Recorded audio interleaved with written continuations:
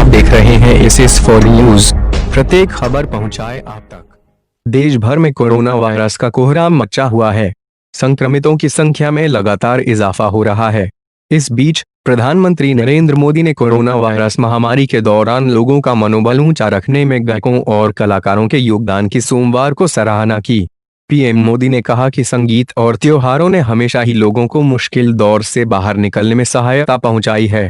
Speak मैके society for promotion of Indian classical music and culture amongst youth द्वारा आयोजित एक कार्यक्रम को वीडियो लिंक से संबोधित करते हुए उन्होंने याद किया कि कैसे संगीत ने इतिहास में युद्ध और संकट की घड़ी में प्रेरक भूमिका निभाई है। ऐसा संयोग है कि आप सभी मुझसे वीडियो माध्यम से ही जुड़े हैं, बल्कि इस बार तो पूरा कार्यक्रम ही ऑनलाइन डिजिटल प्लेटफॉर्म पर आयोजित हो रहा है। मुझे खुशी है कि कोरोना वैश्विक महामारी की इन परिस्थितियों में आपका हौसला डगमगाया नहीं, डिगा नहीं, बल्कि आपने परिस्थिति के मुताबिक इस कार्यक्रम को और अधिक प्रासंगिक बना दिया है। पूरी दुनिया में इस बीमारी के कारण जो तनाव है, लोगों में जो डर और दुविधा है, उसे संगीत और कला के माध्यम से मरहम लगाया जा सके, इस दिशा में आपने इस साल के कार्यक्रम की थीम भी रखी है। साथियों, हम इतिहास में सुनते आए हैं, किस्से कहानियां में भी सुनते आए हैं कि पुराने समय में जब कोई युद्ध छिड़ जाता था तो राज्य के कवि, गायक, कलाकार वीर रस के गीत लिखते थे, संगीत को प्रेरणा का माध्यम बनाते थे। आज कोरोना जैसे अदृश्य दुश्मन के खिलाफ युद्ध में हमारे कलाकार वैसी ही भूमिका निभा रहे हैं। हमारे गायकों, गीतकारों, कलाकारों ने देश का मनोबल बढ़ाने के लिए, देश को जागरूक करने के लिए, इस लड़ाई में जोश फूंकने के लिए एक रचनात्मक अभियान खड़ा कर दिया है। बीते दिनों ऐसे ही कितने ही संगीतमय प्रयोग हमने देखे और सुने हैं। वैसे आपको याद होगा, इस अभियान की शुरुआत 130 करोड़ भारतवासियों ने ताली, थाली बजाई, शंख बजाया, घंटी बजाई और इस नाद के द्वारा पूरे देश को एक ऊर्जा से भर दिया था। ऐसे में जब 130 करोड़ लोग एक भावना से साथ आते हैं, एक संग जुड़ते हैं, तो ये संग ही संगीत बन जाता है।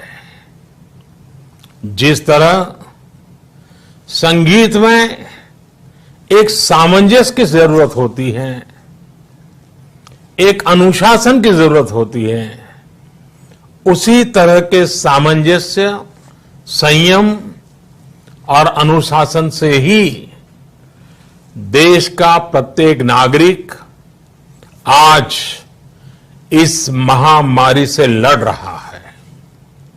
साथियों, अगर हम मानव जाति के इतिहास को भी सरसरी नजर से देखें तो एक बात कॉमन नजर आती है, एक बात उभर करके आती है। हमारी जीवन यात्रा और विकास यात्रा को जोड़ने में संगीत और उत्सवों ने बहुत बड़ी भूमिका निभाई है। दुनिया के अलग अलग हिस्सों में उत्सवों के रूप रंग अलग रहे हैं और स्वाभाविक भी है। इनमें समय के साथ परिवर्तन भी आए हैं, लेकिन हर कालखंड में उत्सव उमंग का जन्मदाता रहा है, हमें उमंग से भर देने वाला रहा है। कोई भी आपदा पड़ी हो, विपदा विपत्ति रही हो, हर स्थिति में उत्सवों ने मानव सभ्यता को कठिन परिस्थितियों से बाहर निकालने में मदद की है। और हमारे देश में तो हर मौसम के लिए, हर ऋतु के लिए अलग अलग उत्सव, अलग अलग गीत, विविधता से भरा संगीत और लोकगीत रहे हैं।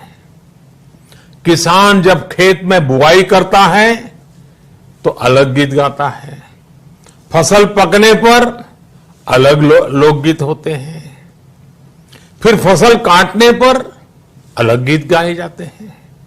इसलिए अगर हम कहें कि उत्सवों के बिना हमारा जीवन अधूरा है, तो हमें ये भी कहना पड़ता है कि कला संगीत के बिना उत्सव ही नहीं है। साथियों, मुझे बताया गया है कि आपने इस बार इस कार्यक्रम में nature walk, heritage walk, literature और होलिस्टिक फूड जैसे अनेक विषयों को भी जोड़ा है। साथ ही योग और विशेषकर नाद योग को भी इसमें रखा गया है। हमारे यहां तो नाद को संगीत का आधार माना गया है और नाद का आधार आत्मशक्ति को माना गया है, आत्मबल को माना गया है। संगीत या योग, इसके माध्यम से जब हम अपनी आत्मशक्ति तक पहुंचते हैं तो ये नाद ब्रह्मनाद हो जाता है। यही कारण है कि संगीत और योग दोनों में ही मेडिटेशन और मोटिवेशन दोनों की शक्ति समाहित होती है। दोनों ही ऊर्जा के अपार स्रोत होते हैं। हमारे शास्त्रों में तो कहा गया है, न नादेन बिना गीतम, न नादेन बिना स्वर, न नादेन बिना ज्ञानम, न नादेन बिना शिव। अर्थात नाद के बिना गीत, संगीत और स्वर सिद्ध नहीं होते और नाद योग के बिना ज्ञान और शिवत्व की प्राप्ति नहीं होती। और शिवत्व का मतलब है आत्मकल्याण। शिवत्व का मतलब है मानवता का कल्याण। शिवत्व का मतलब है मानवता की सेवा। इसलिए हमारे यहां संगीत केवल अपने सुख का ही नहीं बल्कि साधना और सेवा का भी माध्यम रहा है। संगीत की साधना तपस्या का रूप रही है। इसी परंपरा पर चलते हुए हमारे देश में ऐसे कई महान संगीतज्ञ हुए हैं जो उच्च कोटि के साधक भी थे, तपस्वी भी थे।